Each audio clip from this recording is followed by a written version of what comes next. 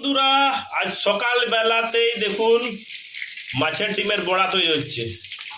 তো মাছের ডিমের বড়া এই যে হচ্ছে, এই দেখুন মাছের ডিমের বড়াগুলো কি সুন্দর ভাজা হচ্ছে। দেখুন একটা একটা করে উল্টে পাল্টে ভাজছি, আজকে আমি রান্না করছি।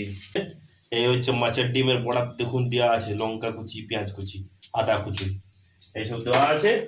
আর এইখানে চলছে ভাজা, তারপরে এটা হবে ঝোল, ভাজার ঝোল। ভাজাও খাওয়া যায়, ভাজা আমি খুব ভালোবাসি খেতে। আর এইদিকে মিতালি রান্না বসিয়েছে, এই দেখুন এখানে মাটির হাঁড়িতে রান্না চলছে।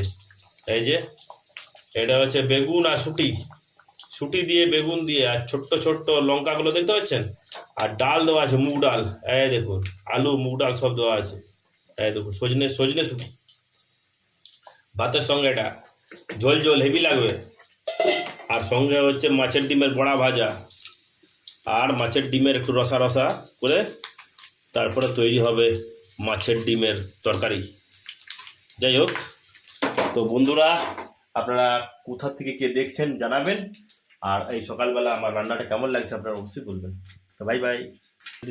তো মাছের ডিম ভাজার আগে এই বড়িগুলোকে ভেজে নিয়েছি তেলটা, একই তেলে দুটো কাজ হয়ে গেছে, মিতালের কাজে শিখেছি। দেখুন কি সুন্দর বড়িগুলো, কুড়কুড় কুড়কুড় বড়ি, দারুণ বড়ি, ঘরের বড়ি। তো বন্ধুরা দেখুন হয়ে গেছে ভাজা, আর ওইদিকেও চলছে এগুলো এগুলো যেগুলো ঝালের লঙ্কা দেওয়া, এগুলো বিনা ঝালের। তো বিনা ঝালের হোক আর ঝালের হোক আমার একটু লোভ লোভ পাচ্ছে। তো যেহেতু বিনা ঝালের বাচ্চাদের একটা নিলে দোষ নেই, একটা এখান থেকে খাচ্ছি। আর এখন ঝালের আছে তো খাবো, দারুণ খাবার।